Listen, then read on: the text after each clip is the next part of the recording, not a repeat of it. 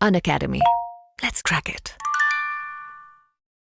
नमस्कार, जय हिंद दोस्तों। मैं शिवमोहन शर्मा स्वागत करता हूं आपके अपने अनअकैडमी प्लेटफॉर्म पे। जैसा कि आप सभी जानते हैं, बच्चों की डेली बेसिस पे आपके करंट अफेयर्स की हम श्रृंखला लेके चल रहे हैं। आपको डीएनए तो करा रहे हैं, डेली न्यूज एनालिसिस तो करा रहे हैं, जो डेली बेसिस पर अपडेट आ रहा है। साथ में ऐसे भी चैप्टर हम लोग कवर करने की कोशिश कर रहे हैं करंट अफेयर्स के, जो कि आपके प्री और मेंस के लिए बहुत इंपॉर्टेंट हो सकते हैं, और वो बहुत ही ज्यादा जरूरी है। तो प्री के स्टेटमेंट तो बनते हैं, साथ में मेंस में कभी ऐसे प्रश्न आ जाए तो आप कैसे लिखेंगे।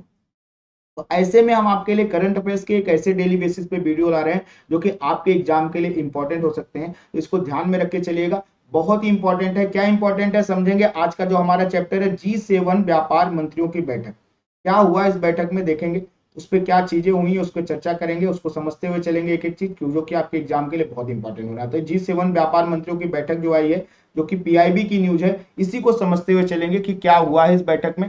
इसमें बहुत सारी चीजें हैं, आपको ये बता, जैसे कि free trade agreement, comprehensive agreement, G7 group में कौन शामिल है, G7 G8 में क्या था, G20 ग्रुप में कौन शामिल है, ये सारी चीजें कवर अप करके चलेंगे, ताकि एग्जाम के लिए आपका एक कंप्रेहेंसिव नॉलेज तैयार हो कि हाँ, उसको आप कैसे लिखना चाहते हैं, उसको कैसे प्रेजेंट करना चाहते हैं। तो इसको ध्यान में रख के चलें। उससे पहले मैं आपका 30 सेकंड का समय लूंगा बच्चों, जैसा कि मैं आपसे हमेशा करता हूं कि भैया, अगर आपका यूपीएससी ड्रीम है या आप किसी विशेष एग्जाम की तैयारी कर रहे हो, आपके हिसाब से आपको लगता है, तो उसके लिए आपको कुछ नहीं करना है। आपको अनअकैडमी हर एग्जाम की तैयारी कराती है, और ये एग्जाम आपको बहुत ही आसानी से क्वालिफाई भी कराती है इंडिया के बेस्ट एजुकेटर के साथ। बस करना आपको क्या है कि जब आप ऐसी तैयारी करें तो आप क्या करें, अनअकैडमी से इस समय ढेर सारा डिस्काउंट चल रहा है, डिस्काउंट को लें बिल्कुल, और उस डिस्काउंट का उपयोग कर सकते हैं आप बिल्कुल, क्योंकि डिस्काउंट ही आपको क्या करेगा, फायदा कराएगा। कैसे फायदा कराएगा, जैसे अनअकैडमी आपको मान लीजिए क्या कर रही है, 25% का डिस्काउंट दे रही है किसी एग्जाम में। अब आपको 25% का डिस्काउंट बाय डिफॉल्ट मिल गया, आपको एक्स्ट्रा 25% का डिस्काउंट चाहिए। ठीक है, एक्स्ट्रा 25% डिस्काउंट कैसे मिलेगा, जैसे आप इस CU5 कोड लगा लेंगे, यानी जैसे आप मेरा कोड लगाएंगे, जितना अनअकैडमी आपको डिस्काउंट दे रहेगी, उतना ही आपको एक्स्ट्रा डिस्काउंट मिल जाएगा, और आपका डिस्काउंट बढ़ के अनअकैडमी की तरफ से हो जाएगा 50%। आप सोचिए किसी एग्जाम पे आपको 50% डायरेक्टली छूट मिल जाए, तो इससे बढ़िया आपको क्या चाहिए। और वहीं पे बात करें, आपको पास अगर पैसे नहीं है तो आप एग्जामों के लिए एडमिशन ले सकते हैं EMI बेस पर भी, और जब आप उस पर भी CU5 कोड लगाएंगे तो आपकी EMI भी कम हो जाएगी, उस पर भी ढेर सारा डिस्काउंट मिलेगा। तो बिल्कुल आप सब्सक्राइब करिए और अपने भविष्य को उज्जवल बनाइए। क्यों मैं ऐसा कर रहा हूं, उसके पीछे मैं रीजन भी बता देता हूं। जैसा कि आप देख रहे होंगे, आपको इमेज में दिख रहा होगा कि हर 3 में से एक सिलेक्शन अनअकैडमी के द्वारा है, और बिल्कुल आप देखिए एग्जाम्पल्स पे एग्जाम्पल्स है, आप भी एक एग्जाम्पल हो सकते हैं इसमें से। बिल्कुल आपकी भी फोटो डाल दी जा सकती है कि भैया आप भी देखिए कितनी मेहनत करके कहां से कहां तक पहुंचे हैं। तो बिल्कुल CU5 कोड का उपयोग करिए, और क्या करिए, अपने भविष्य को उज्जवल बनाइए। चलिए देखते हैं आज का हमारा चैप्टर। बात करेंगे G7 के व्यापार मंत्रियों की बैठक हुई हाल ही में। केंद्रीय और वाणिज्य एवं उद्योग मंत्री ने जापान के ओसाका में ग्रुप ऑफ 7 G7 के व्यापार मंत्रियों के साथ बैठक में भाग लिया। तो कहां पे बैठक हुई है, तो आपके जापान में हुई है। जापान में कहां पे हुई है, जापान में ओसाका। अगर बात करेंगे G7 की, तो यहां पर जी का मतलब सिर्फ क्या होता है, ग्रुप। ठीक है, ग्रुप ऑफ 7 की बात हो रही है, तो इसमें भारत के केंद्रीय और वाणिज्य उद्योग मंत्री ने भाग लिया है। ठीक है, ये बात करेंगे क्या खास बात। बैठक के मुख्य तथ्य बहुत इंपॉर्टेंट, इसको समझते चलेंगे कि आपूर्ति श्रृंखला का लचीलापन की यहाँ पे बात की गई है, कि भारत ने वैश्विक स्तर पर आपूर्ति श्रृंखला लचीलापन बढ़ाने के विषय पर एक महत्वपूर्ण हस्तक्षेप किया, और इस मुद्दे पर कई सुझाव भी दिए हैं। भारत ने यह भी उल्लेख किया है कि कोविड-19 महामारी और भू राजनीतिक घटनाओं में मौजूदा आपूर्ति श्रृंखला की कमजोरियों को उजागर किया गया, जिससे कमोडिटी की बात हो, वस्तुओं की कीमतों और वैश्विक मुद्रास्फीति में वृद्धि हुई है। अब आप यहाँ पे देखिए, बहुत ही ज्यादा जरूरी, भारत वैश्विक स्तर पर आपूर्ति श्रृंखला के लचीलापन बढ़ाने के विषय पर महत्वपूर्ण हस्तक्षेप किया, और इस मुद्दे पर चर्चा करके क्या सुझाव दिया कि भारत ने कहा कि भैया कोविड-19 की बीमारी महामारी है, ऐसे में जो भू राजनीतिक घटनाएं थी और मौजूदा आपूर्ति श्रृंखलाओं में कमजोरी को उजागर कर रही है, क्योंकि बहुत सारे क्षेत्रों में, बिल्कुल कोरोना के बाद से देखिए, अगर कोरोना के बाद से देखने जाएं तो बहुत सारे क्षेत्रों में एक परेशानी का विषय बना है कोरोना, और बहुत ही कंट्रियों की, बहुत सारे देशों की अर्थव्यवस्था को नुकसान पहुंचा, साथ में उत्पादन में भी कमी आई है, आपकी अवसंरचना का विकास कम हो रहा है कुछ क्षेत्रों में। ऐसे बहुत सारे कारण बन रहे हैं, जिसकी वजह से क्या हो रहा है, जो आपकी आपूर्ति श्रृंखला है वो बाधित हो रही है। आपूर्ति श्रृंखला में, यानी कि जो एक बनी रहती है कि एक चैन बनी है कि भाई ये सामान यहाँ से आ जाएगा, यहाँ से पहुंच जाएगा, यहाँ पे ये चीज अवेलेबल हो जाएगी, यहाँ पे ये चीज अवेलेबल हो जाएगी, कहीं ना कहीं उसमें परेशानी दिख रही है, तो आपूर्ति श्रृंखला में बाधा बन रही है। इस बात का भारत ने बिल्कुल एकदम इस मुद्दे को उठाया और इस पर चर्चा की, और इसी के साथ उन्होंने कहा कि भैया इसके कमजोरियों के कारण जिसमें क्या हो रहा है, जो कमोडिटी हैं और वस्तुएं हैं, ठीक है, उनकी कीमतों और वैश्विक मुद्रास्फीति में वृद्धि हुई है, जिसकी वजह से आपूर्ति श्रृंखला बाधित होती चली जा रही है कोरोना काल के बाद, क्योंकि उनकी कीमतें बढ़ रही हैं लगातार, साथ में इन्फ्लेशन बढ़ रहा है वैश्विक मुद्रास्फीति में, यानी ग्लोबली इन्फ्लेशन की वृद्धि हो रही है, जिसकी वजह से परेशानी का विषय बनी। भारत ने सदस्य राष्ट्रों से आपूर्ति श्रृंखला के परिवहन को आसान बनाने और सीमा पार व्यापार को सुविधाजनक बनाने की बात की कि भैया जो आपूर्ति श्रृंखला है उसको थोड़ा सा आसान बनाइए, जिसकी वजह से क्या हो सके, आपके सीमा पार व्यापार को थोड़ा सा सुविधाजनक बनाया जा सके, यानी कि आसान बनाया जा सके, जिससे कि क्या हो, पूरे विश्व में जो आपूर्ति श्रृंखला बाधित हो रही है उसको बैलेंस किया जा सके। बात करें आगे, वैश्विक मूल्य श्रृंखलाओं के मानचित्रण के लिए भी रूपरेखा प्रस्तुत की गई। भारत ने सदस्य देशों को जोखिम की पहचान करने और व्यापार में लचीलापन बढ़ाने में सहायता करने के लिए G20 की नई दिल्ली घोषणा में उल्लिखित वैश्विक मूल्य श्रृंखलाओं के मानचित्रण के लिए जेनेरिक फ्रेमवर्क का भी संदर्भ दिया कि G20 के अध्यक्ष इस समय कौन है, भारत ही है। भारत इस समय अध्यक्षता कर रहा है, जिसमें ये मूल्य श्रृंखला पेश की गई थी, वैश्विक तौर पर कैसी मूल्य श्रृंखला होनी चाहिए, इसके लिए एक रूपरेखा बनाई गई थी, एक जेनरिक फ्रेमवर्क उसके लिए बनाने की भारत बात कर रहा है कि भैया उस आधार पर भी आप लोग भी काम करिए और क्या करिए, एक ऐसा फ्रेमवर्क तैयार करिए जिससे कि विश्व व्यापार जो चल रहा है, वर्ल्ड लेवल पे जो व्यापार होता है भैया, उसमें लचीलापन बढ़ाने में सहायता कर सके। तो इसको भी ध्यान में रखना है कि कहीं ना कहीं भारत उस G20 से भी करने का भी बात करेंगे, कौन कौन सी कंट्रियां शामिल है, तो आपको बहुत अच्छे से समझ में आ जाए, क्योंकि G7 का जो ग्रुप 7 है वो भी G20 में शामिल है।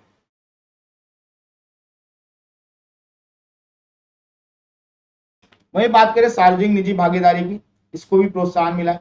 भारत ने सार्वजनिक निजी भागीदारी, ठीक है, साथ में बहुत ही महत्वपूर्ण बुनियादी ढांचों में निवेश की बात हो रही है, आपूर्ति श्रृंखलाओं के साथ में नवाचार तथा डिजिटलीकरण की आवश्यकताओं को भी प्रोत्साहित किया कि भैया सार्वजनिक निजी भागीदारी क्या होती है, आपका PPP model, private public partnership, ठीक है, पब्लिक प्राइवेट पार्टनरशिप भी कहते हैं इसको, ठीक है, जिसकी में सरकार एक तरफ इन्वेस्ट करती है, दूसरी तरफ जो आपकी प्राइवेट कंपनियां हैं वो सरकार के साथ मिलकर काम करती हैं। तो ऐसे में इसको क्या होता है, सरकार भी काम कर रही, प्राइवेट कंपनियां भी काम कर रही। इसका फायदा क्या है, इसका फायदा जो सबसे ज्यादा है कि आप देखिए कि गवर्नमेंट सर्विसेज में, गवर्नमेंट ऑफिसेस में आप देखिए काम का थोड़ा सा ढीलापन आपको देखने, वो लाल फीता शाही वाली ऑप्शन जो है ना, जिसकी वजह से काम बहुत ज्यादा डिले होता है। ऐसे में आपकी प्राइवेट कंपनियों के इन्वॉल्वमेंट का मतलब क्या है, प्राइवेट कंपनियां आती हैं भैया फायदा कमाने के लिए, फायदा कमाने का जब किसी को भाई जो चस्का होगा तो काम ज्यादा करवाएगा क्योंकि उसको पैसे कमाने हैं। ऐसे में प्राइवेट कंपनियों का जो वर्क कल्चर है वो आपके सरकारी गवर्नमेंट से बहुत ही अच्छा है, और ऐसे में बहुत सारे क्षेत्रों का जब प्राइवेट कंपनियां इन्वॉल्व होती हैं तो बहुत ही तेजी से विकास भी हो जाता है, तेजी से विकास होने की संभावना बनती है, क्योंकि सरकारी कामों में रोक लगाना, फाइल ही आगे नहीं बढ़ रही है। ऐसे में जब सरकारी कंपनियां भी सरकार के साथ इन्वॉल्व होकर सरकारी कंपनियां प्लस प्राइवेट कंपनियां इन्वॉल्व होकर कोई काम करती हैं तो उसमें थोड़ा ज्यादा तेजी से उसमें विकास होने की संभावना रहती है। साथ में महत्वपूर्ण जो बुनियादी ढांचे हैं उसमें निवेश की बात की गई कि भैया जो इंफ्रास्ट्रक्चर डेवलपमेंट की बात है, हमारे यहाँ जो अवसंरचना विकास की बात है, ऐसे क्षेत्रों में जैसे कि सड़क हो गया, अच्छी सड़कें बनाने की बात हो गई, और जो भी मूलभूत सुविधाएं उससे रिलेटेड जो भी इंफ्रास्ट्रक्चर डेवलप हो उसकी बात हो गई। तो ऐसे में यहाँ पे निवेश और आपूर्ति श्रृंखला जो होनी चाहिए उसमें क्या होना है, नई टेक्नोलॉजी लाई जाए, नवाचार लाया जाए, न्यू इनोवेशन लाया जाए, उसका डिजिटलीकरण किया जाए कि विश्वव्यापी का असर, एक क्लिक में आपको सारी चीजें पता चल सके, इसकी आवश्यकता है और इसको प्रोत्साहन दिया जाना चाहिए। भारत इसे सब चीजों में बहुत ही अच्छे से सजेशन दे रहा है इस समय। देखिए वैश्विक स्तर पर बहुत सारी ऐसी चीजें बता रहा है जिसका बहुत ही इंपॉर्टेंस है। बात करेंगे मुक्त व्यापार समझौता की, यानी कि FTA की, फ्री ट्रेड एग्रीमेंट की। तो बैठक के अलावा भारत और यूनाइटेड किंगडम ने प्रस्तावित मुक्त व्यापार समझौते FTA की प्रगति की समीक्षा की, जिसके लिए चर्चा अंतिम चरण में पहुंच गई। ठीक है, ये बहुत ही इंपॉर्टेंट है, किसके साथ, यूके के साथ। यूनाइटेड किंगडम ने प्रस्तावित किया कि मुक्त व्यापार समझौते की प्रगति की समीक्षा की जाए, जिसके चर्चा अंतिम चरण में पहुंच गई और इसका वार्ताओं का उद्देश्य क्या है, रूल्स ऑफ ओरिजिन और सेवा क्षेत्र जैसे मुद्दों पर मतभेदों को खत्म करना। क्या? रूल्स ऑफ ओरिजिन और सेवा क्षेत्र पर मतभेद जैसे, ठीक है, कि इस पर जो विवाद है, ऐसे मुद्दों को सुलझाना, और यूके ने इसमें पहल की। और अब क्या है कि यह अंतिम चरण में चल रहा है फ्री ट्रेड एग्रीमेंट, जिससे भारत का भी फायदा होने वाला है।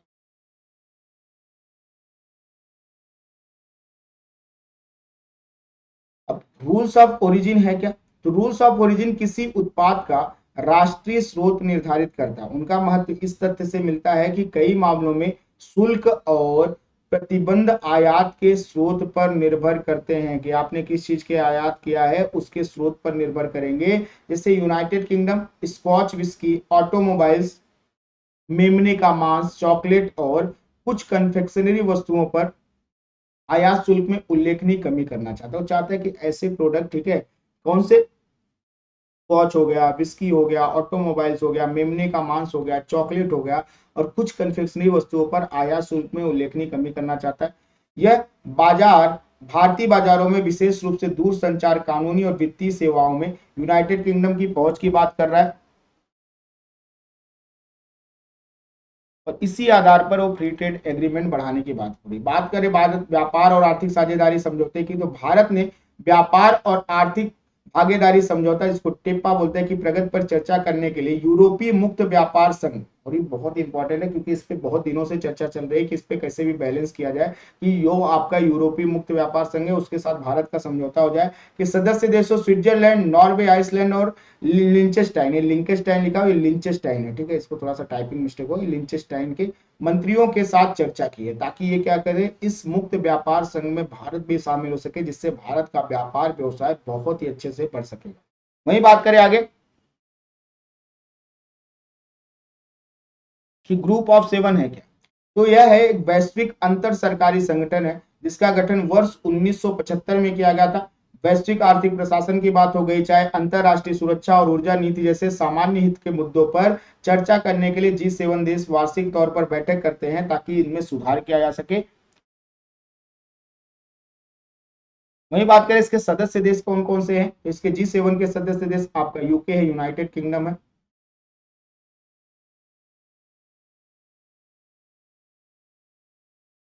साथ में कनाडा है, फ्रांस है, जर्मनी है, इटली है, जापान है और अमेरिका शामिल है। सभी G7 देश और भारत G20 का हिस्सा है, इसको ध्यान में रख के चलना। सभी G7 देश और भारत जो है G20 का हिस्सा है। अब इसके बारे में पूरा का पूरा आपको चार्ट दिखा देंगे तो आपको आसानी से याद हो जाएगा। वही बात करें G7 की, तो G7 के पास कोई औपचारिक चार्टर या सचिवालय नहीं है कि कहीं पे इसका ऑफिस हो। एजेंडा स्थापित करने का कार्य अध्यक्ष करता है, जो भी उसकी अध्यक्षता करेगा G7 की। यह अध्यक्ष पद सदस्य देशों के बीच प्रत्येक वर्ष स्थानांतरित होता रहता है, कि कभी किसी एक साथ में से सातों सदस्य देश बनते रहते हैं, हर साल कोई नया सदस्य बनता है, तो उसके अध्यक्ष डिसाइड करते हैं कि क्या एजेंडा होगा। शेरपा मंत्री और दूत शिखर सम्मेलन से पहले नीतिगत पहलों की रूपरेखा भी तैयार की जाती है, ठीक है, तो इसको ध्यान में रखना है।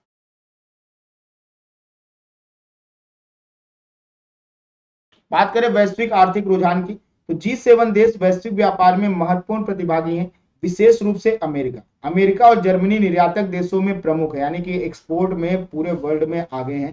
दोनों ने वर्ष 2021 में विदेशों में 1 ट्रिलियन अमेरिकी डॉलर से अधिक मूल्यों की वस्तुओं का निर्यात किया है। सोचिए, जहां पे कई देशों की इकोनॉमी नहीं है, उससे ज्यादा हमने क्या, इन्होंने क्या किया, अमेरिका और जर्मनी ने निर्यात किया, एक्सपोर्ट किया। वर्ष 2022 में वैश्विक सकल घरेलू उत्पाद जीडीपी के G7 देशों का योगदान अगर देखने जाएंगे तो 30% का है। वर्ष 2027 में आंकड़ा घटकर 28% रहने का अनुमान है, यानी कि धीरे धीरे इसका अनुमान घट रहा है। वहीं बात करें G7 देशों के अतिरिक्त G20 देशों की जीडीपी वर्ष 2027 में कुल वैश्विक जीडीपी का लगभग 44.5% होने का अनुमान है, जिसमें वर्ष 2022 से लगभग 2% की वृद्धि हुई है। और ये बहुत इंपॉर्टेंट है कि G20 का जो ग्रुप है, इसमें क्या होगा, इसमें अगर आप देखे जाएंगे तो इसकी जीडीपी 2027 तक बढ़ने वाली, और ये पूरे वैश्विक स्तर पर अगर देखे जाने तो पूरे विश्व का कितना हो जाएगा, पूरे विश्व का यह लगभग जीडीपी, पूरे विश्व की जीडीपी की बात करेंगे तो यह हो जाएगा पूरे विश्व की जीडीपी का 44.5%। वहीं अगर बात करें हम किसकी, सिर्फ G7 यानी ग्रुप 7 देशों की, तो G7 का क्या हो रहा है, देखिए घटाव देखने को मिल रहा है। इनकी जीडीपी की बात करें, इनकी जीडीपी वर्ष 2027 तक क्या होगी, वर्ष 2027 तक घटकर सिर्फ 28% रह जाएगी। इसको ध्यान में रखना, जो कि अभी ऑलरेडी 30% पे चल रही है। यहाँ पे जैसे मैं आपको बोला था, अभी चार्ट दिखाऊंगा, तो चार्ट में देखिए कि आपके G7 देश है।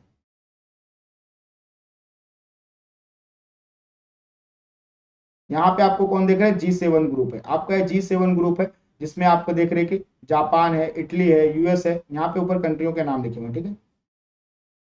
वहीं पे आपका कनाडा है, साथ में फ्रांस है, यूके है और जर्मनी है। ये आपके G7 के ग्रुप है। ये G7 बीच में G8 भी हुआ करता था, लेकिन 2013 में रसिया को कुछ कारणों की वजह से इससे बाहर कर दिया गया, तो पहले जो G8 ग्रुप था वापस से G7 हो गया, तो G8 अब नहीं रहा। अब वहीं पे G20 की बात करें तो ये सारी कंट्रियां, यानी 7 कंट्रियां यहाँ की, साथ में रसिया तो शामिल है, साथ में G20 में आपका टर्की भी शामिल है, टर्की या तुर्की कह सकते हैं इस समय, यूरोपियन यूनियन शामिल है, अर्जेंटीना शामिल है, आपका ब्राजील शामिल है, साउथ कोरिया शामिल है, मैक्सिको शामिल है, चाइना शामिल है, इंडोनेशिया शामिल है, सऊदी अरेबिया शामिल है, आपका ऑस्ट्रेलिया शामिल है, इंडिया शामिल है और साउथ अफ्रीका शामिल है। इस सारी की सारी कंट्रियां सोचिए, सारी जितने भी हैं आपके G20 में सारी कंट्रियां शामिल है। G7 वाली, G8 वाली दोनों मिला ले, उसके बाद G20 में और ढेर सारी कंट्रियां इसमें शामिल है, तो इसको भी ध्यान में रख के चलना। बात करें अगर मुक्त व्यापार समझौते की, तो या दो से क्या होता है, FTA। FTA क्या होता है, फ्री ट्रेड एग्रीमेंट। तो आपका FTA क्या होता है, या दो से अधिक देशों के बीच आयात और निर्यात की बाधाओं को कम करने हेतु एक समझौता होता है, जो कि क्या करता है, मुक्त व्यापार नीति के तहत अंतरराष्ट्रीय सीमाओं के पार बहुत कम अथवा बिना किसी सरकारी सीमा शुल्क, कोटा, सब्सिडी अथवा विनियम प्रतिबंध से मुक्त वस्तुओं सेवाओं को खरीदा और बेचा जा सकता है। अब सोचिए टैक्स किसी पे कम हो जाए, कोई भी आपके यहाँ पे आपका ना इंपोर्ट ड्यूटी लगे ना एक्सपोर्ट ड्यूटी लगे, इस आधार पर चलती रहे सेवाएं, तो आप सोचिए व्यापार में कितनी ज्यादा बढ़ोतरी हो सकती है, क्योंकि ना सीमा शुल्क लग रहा है, लग भी रहा है तो बहुत ही कम लग रहा है, कोटा भी नहीं ऐसा बनाया जा रहा, ना ही कोई सब्सिडी की बात हो रही, ना विनिमय प्रतिबंध की बात हो रही है कि आप कहीं पे कोई विनियमन कर रहे हैं और उसका प्रतिबंध लगाया जाएगा उस पर। ऐसे में जो मुक्त वस्तुओं और सेवाओं को बेचा और खरीदा जा सकता है, जिसकी वजह से बहुत ही अच्छा आपका व्यापार बढ़ सकता है, इसलिए फ्री ट्रेड एग्रीमेंट बहुत ही ज्यादा जरूरत है। भारत बहुत सारे देशों के साथ ऑलरेडी कर भी चुका है। बोले मुक्त व्यापार की अवधारणा व्यापार संरक्षणवाद अथवा आर्थिक अलगाववाद यानी इकोनॉमिक आइसोलेशन के विपरीत है। यानी कि अगर मान लीजिए किसी देश के साथ आपका व्यापार चल रहा है और मान लीजिए उसने कुछ ऐसा किया जिसकी वजह से आपके व्यापार में परेशानी होगी, तो ऐसे में आपने बहुत सारी कंट्रियों के साथ फ्री ट्रेड एग्रीमेंट करके रखा हुआ है, जिसकी वजह से आपका ये जो व्यापार संरक्षणवाद का कॉन्सेप्ट है और आर्थिक अलगाववाद की जो धारणा है, दोनों के विपरीत काम करेगी। बात करें FTA को, तो तरजीही व्यापार समझौता यानी साफ्टा, व्यापक आर्थिक सहयोग समझौता यानी कॉम्प्रिहेंसिव एग्रीमेंट वाली बात, ये सारे के सारे आपके FTA के पार्ट है, इसको ध्यान में रखिएगा। तो चलिए आज का यह वीडियो हमारा यही समाप्त हो रहा है। जाने से पहले आपसे सिर्फ 30 सेकंड का समय लेंगे। आप जैसे जान रहे हैं त्योहारों का सीजन चल रहा है, इन त्योहारों के सीजन में आप भी फायदा उठा सकते हैं किस चीज का, अनअकैडमी पे सब्सक्रिप्शन लेने का। कैसे मिलेगा आपको अनअकैडमी में सब्सक्रिप्शन त्योहारों में, तो आपको अनअकैडमी मान लीजिए किसी एग्जाम के लिए 25% का डिस्काउंट दे रही है, तो आपको ये तो एडिशनल डिस्काउंट और चाहिए, एक्स्ट्रा डिस्काउंट चाहिए, तो एक्स्ट्रा डिस्काउंट आपको कैसे मिलेगा, तो आपका एक्स्ट्रा डिस्काउंट मिलेगा आपको CU5 कोड लगाने से। जैसे आप इस CU5 कोड लगाएंगे वैसे क्या हो जाएगा, आपका एक्स्ट्रा 25% का और डिस्काउंट मिल जाएगा। यानी अनअकैडमी आपको 25% दे रही है, कोड से 25%, और आपका डिस्काउंट पहुंच गया सीधा 50%। तो इस कोड का उपयोग करिए और सब्सक्रिप्शन लीजिए। आप भी सब्सक्रिप्शन लीजिए, अपने दोस्तों को भी दिलाइए, जो भी तैयारी करना चाहते हैं उनको दिलाइए, ताकि इतने सस्ते दामों पे आपको सब्सक्रिप्शन मिल रहे हैं। आप EMI बेस पे पेमेंट कर सकते हैं मंथली, उसमें भी आपको ढेर सारा डिस्काउंट मिलेगा CU5 कोड लगाने से। हर एग्जाम में आपको CU5 कोड लगाने से डिस्काउंट मिलेगा, तो बिल्कुल खुद भी आप उसको क्या करिए, तैयारी करने के लिए यूज करिए सब्सक्रिप्शन के लिए, साथ में अपने दोस्त यार रिश्तेदार जो भी करना चाहते हैं उनको भी करवाइए। तो चलिए आज आपसे विदा लेंगे, कल नए वीडियो के साथ फिर से आपसे मुलाकात होगी। तब तक के लिए स्वस्थ रहिए, मस्त रहिए, पढ़ाई करते रहिए। नमस्कार, जय हिंद दोस्तों।